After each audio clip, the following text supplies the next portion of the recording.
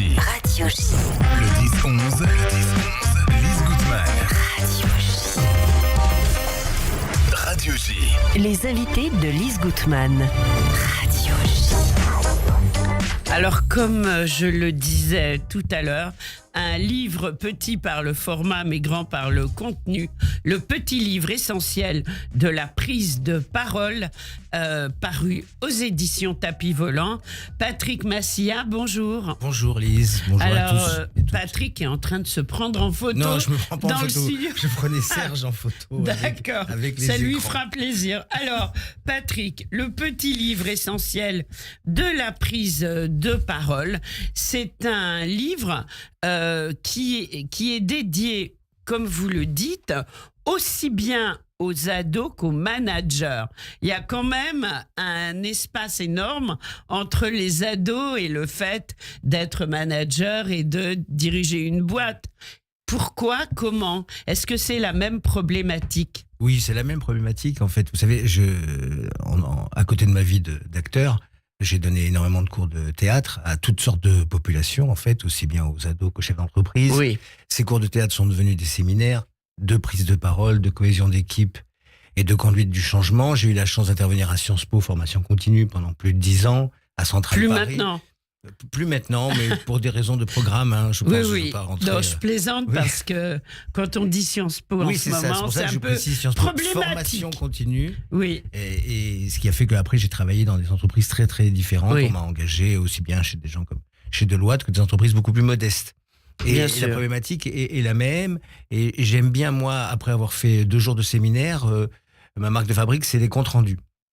Et les personnes me disaient souvent, tu vois, ton compte rendu, je le lis pas tout de suite, mais il est imprimé, il est sur mon bureau, et c'est comme une piqûre de rappel quand j'en ai besoin. Mhm. Et au fur et à mesure, le livre est né de ces 30 ans de séminaire, en fait. Alors, je rappelle que vous êtes acteur, metteur en scène, auteur, que vous êtes aussi hypnothérapeute et maître praticien PNL, que vous jouez au théâtre, au cinéma, à la télé. Au théâtre, vous dirigez la compagnie Le Tapis Volant depuis 1990. Et puis, vous êtes également écrivain, puisque j'avais eu le plaisir de vous recevoir pour votre livre « Pourquoi je n'ai jamais été heureux en amour ». J'espère Voilà. que ça va mieux maintenant pour Oui, vous. c'est un livre sur l'enfance, l'adolescence Je aussi, plaisante. et qui va devenir Oui. un spectacle. On en Voilà. reparlera. Dont on reparlera bien sûr. Alors moi, ce qui m'a beaucoup intéressé dans votre livre, c'est que on sent que votre pensée est très organisée. Chaque chapitre, ce sont des petits chapitres courts. On n'est pas obligé de tout lire d'un coup, mais chaque chapitre annonce le suivant. C'est quand même très fort. Je me suis dit, mais vraiment, c'est logique. C'est un petit livre logique. Par exemple, le chapitre 2 se termine en disant, je crois que c'est le 2, vous ne pensez plus pendant votre cours ou réunion de 9h du matin à votre cours ou rendez-vous de 11h. Vous ne pensez plus au mardi, le lundi. Vous ne pensez plus à Pierre quand vous parlez à Paul. Vous êtes concentré. Chapitre 3, la concentration. Et Vlan, on enchaîne. Voilà, c'est ça. Et chaque chapitre, c'est pareil. Et j'ai trouvé que au bout du 3e, on en vient à attendre la conclusion du chapitre pour savoir de quoi on va parler après. Comment avez-vous eu cette idée? Mais l'idée, elle est née des séminaires, en fait. C'est-à-dire que D'accord. finalement, le chemin, ça aurait pu s'appeler les chemins vers la prise de parole. Oui. Ça faisait un petit peu trop pompeux, je trouvais. Et j'ai cherché un titre un petit peu humoristique aussi. Et donc, en fait, c'est le chemin des séminaires. Oui. C'est-à-dire que on commence par de la respiration qui va vous donner le moment présent, qui va vous donner la concentration. Et alors, après, il y a un cahier, Alors oui, des vous charges. parlez de la respiration. Oui, Il c'est la s'agit... clé magique, oui. Pardon? C'est la clé magique. Oui, d'une respiration particulière. C'est la respiration avec le diaphragme. Voilà, diaphragmatique, c'est ça. Diaphragmatique ou diaphragmique, je Voilà. me suis souvent trompé.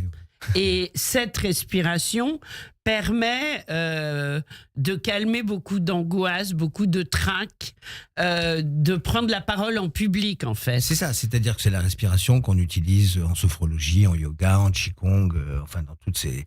Voilà. Mais c'est aussi la respiration de l'acteur pour se concentrer ou de l'acteur avant de jouer. Enfin, chacun a sa cuisine avant de jouer. Bien On sûr. n'est pas obligé de passer par là, mais c'est souvent cette respiration-là. Et cette respiration-là, elle peut vous aider tout au long de la journée. C'est-à-dire, c'est une respiration que vous pouvez mettre en route tout au long de la journée. Et tout au long de sa vie, en fait. Et bien entendu, par la suite. Bien tout au long de sûr. sa vie. C'est en fait la respiration aussi, quand on s'endort, la respiration du diaphragme, c'est la respiration au moment de s'endormir. Sauf Oui, c'est que, vrai. On la pratique à l'insu de notre plein gré. Mais si on prend conscience de ça, dans un moment un petit peu de stress dans la journée, dans un moment un petit peu d'angoisse, ça va peut-être pas résoudre tous les soucis, mais ça va permettre Ça va d'apaiser et d'avoir du recul et quelquefois de trouver la solution Bien au sûr. problème. Alors, justement, ce livre, pour moi, je l'ai lu avec beaucoup d'intérêt. Merci. C'est un peu un plaidoyer, quelque part. C'est un plaidoyer pour la lecture, entre autres. C'est un plaidoyer pour laisser tomber un peu les portables. C'est un plaidoyer pour se reconnecter à l'autre qui est en face de vous, mais de façon naturelle, si j'ose dire. Vous avez l'impression qu'en effet, ce plaidoyer est utile parce que tout ce que je viens de citer et dont vous parlez dans le livre part à volo en ce moment? Mais c'est-à-dire que, effectivement, moi j'ai un cahier des charges quand je donne, quand on m'appelle pour un séminaire, et c'est moi qui fais le séminaire. C'est-à-dire que je suis comme un tailleur dans la Oui. grande tradition que Juive? vous connaissez, mais c'est moi qui fais les costumes Ouais. pour les gens de l'entreprise. C'est-à-dire que j'envoie pas quelqu'un d'autre. Le cahier des charges, ça peut être le conflit, ça peut être la prise de parole, ça peut. Vous voyez, donc il y a ce que j'appelle un fond de tarte qui est le même, et après, effectivement, il y a maintenant on va travailler pour les choses pour lesquelles vous m'avez fait venir. Et parmi toutes ces choses, il y a le vocabulaire. Bien sûr. Le vocabulaire, et c'est ça le plaidoyer, c'est de dire on a une langue française qui est magnifique et qui Vous s'appauvrit- n'arrêtez qui pas de le s'appauvrit. dire, vous êtes amoureux de la langue française, Oui. ça se sent. Et oui, depuis tout petit, et c'est Mais pour oui. ça que j'ai fait du théâtre. Et donc cette langue-là, on peut l'utiliser sans forcément utiliser des mots que les autres ne vont pas comprendre. Bien sûr. Bien sûr. Toujours utiliser des mots, mais il ne faut pas croire qu'en appauvrissant son langage, on va se rendre plus accessible. Au contraire, vous savez, il y a un grand chef d'orchestre qui s'appelle Casatsu.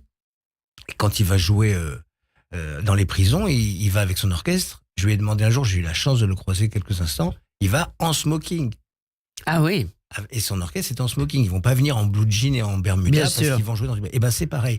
Vous vous adressez à qui vous voulez, mais vous prenez vous utilisez, pardon, vous voyez que j'ai des problèmes de diction aussi.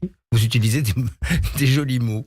Alors, le livre s'adresse aussi aux ados. Les ados aujourd'hui, c'est un peu la génération wesh wesh, comme on dit, qui n'utilise pas forcément les bons mots et qui crée un vocabulaire un peu particulier. Vous en pensez quoi ? Non, je mettrais un bémol à ça. Vous savez, quand on discute avec les ados, alors il y a évidemment quelquefois l'arbre qui cache la forêt, mais les ados sont souvent très surprenants dans leur créativité et on en rencontre beaucoup qui travaillent beaucoup plus que moi je travaille à leur âge. Donc je mettrais un bémol. Effectivement, il faut les amener vers ça et trouver la porte d'entrée. Bien sûr, les écrans aujourd'hui, c'est 5 ou 6 heures par jour.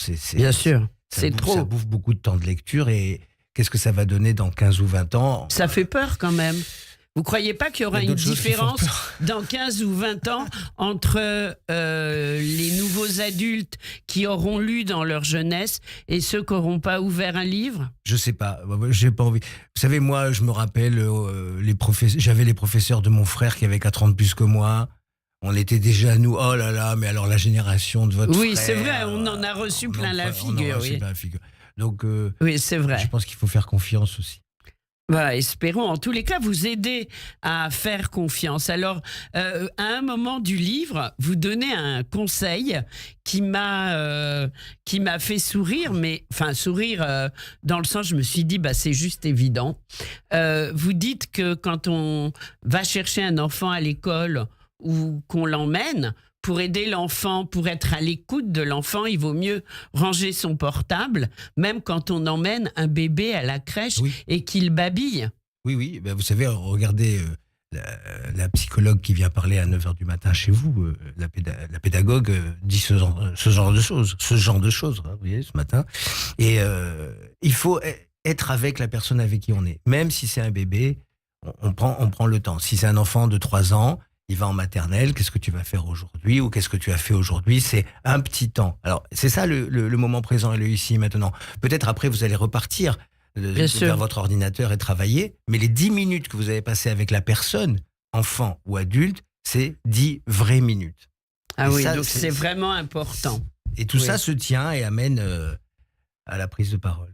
Alors, vous parlez beaucoup du charisme. Le charisme est avant tout un magnétisme que dégagent certaines personnes et il est souvent associé à la grandiloquence, à des personnalités hors du commun qui occupent naturellement l'espace par leur présence. Et d'un coup, on passe à Gisèle Halimi, Badinter, etc.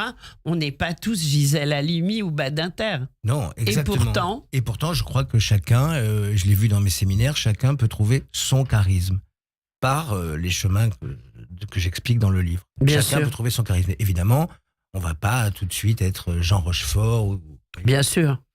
Et ce livre, quel a été, je me suis demandé, parce que vos petits chapitres vont à l'essentiel, vous parlez du vocabulaire, du trac, la grande affaire, j'imagine qu'en tant que comédien, vous l'avez toujours, la prise de parole, etc. Vous donnez beaucoup de conseils, il y a des tableaux très intéressants. Maintenant, quel a été le chapitre pour vous peut-être le moins aisé à écrire? Je ne sais pas. Parce que c'est, comme vous l'avez dit au début de l'interview, c'est un enchaînement. Oui, c'est un enchaînement. Et c'est un enchaînement qui est logique. Mais c'est aussi un livre qu'on peut ouvrir à n'importe quelle page. Exact. C'est-à-dire, on peut dire, ah tiens, je vais retrouver un petit peu les choses. Vous voyez ? Oui, donc, tout à fait. C'est un enchaînement, mais on peut avoir plusieurs entrées. Pourquoi on parle beaucoup des ados avec ce livre ? Et même les managers qui lisent pas beaucoup. Moi, j'ai vu des managers qui ont pas le temps de lire. Donc, j'ai pas voulu faire un livre de 600 pages, regarder, où j'ai travaillé, frimer un petit peu comme certains le font, sans vouloir dire du mal. Mais voilà, j'ai voulu un livre très qui concis, va à l'essentiel. Qui va à l'essentiel. Et c'est ça qui peut être bien. facile à lire. Donc, qu'est-ce qu'on vous en a déjà dit de ce livre ? Mais j'ai eu des retours par des gens qui ont suivi mes séminaires. Même tout à l'heure, j'avais le retour, je ne sais plus si c'est sur LinkedIn ou Facebook, d'un ancien de chez Deloitte qui m'a dit « Ah, mais je me rappelle très bien de votre séminaire. » Vous voyez, donc il y a eu les gens s'en rappellent et ça a pu les marquer. Parce que j'essaye de faire que chacun trouve son compte. Est-ce que, par exemple, dans un cas comme dans le cas d'une personne qui aurait du mal à s'exprimer en public, est-ce que ça vous est arrivé au bout de 2 jours de voir la personne se débloquer ?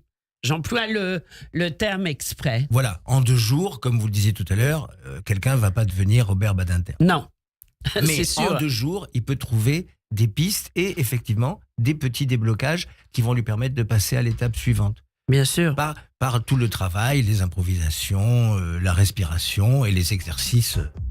Alors, donc, il y a aussi un truc extraordinaire, c'est la diction. On oublie souvent. Regardez, je me suis vautré 2 fois pendant l'interview. Non, mais je veux dire, la diction est très importante parce que la diction est un chemin qui peut donner confiance. C'est une porte d'entrée magnifique pour donner confiance. Parce que la diction améliore l'élocution et ordonne vos pensées dans le cerveau.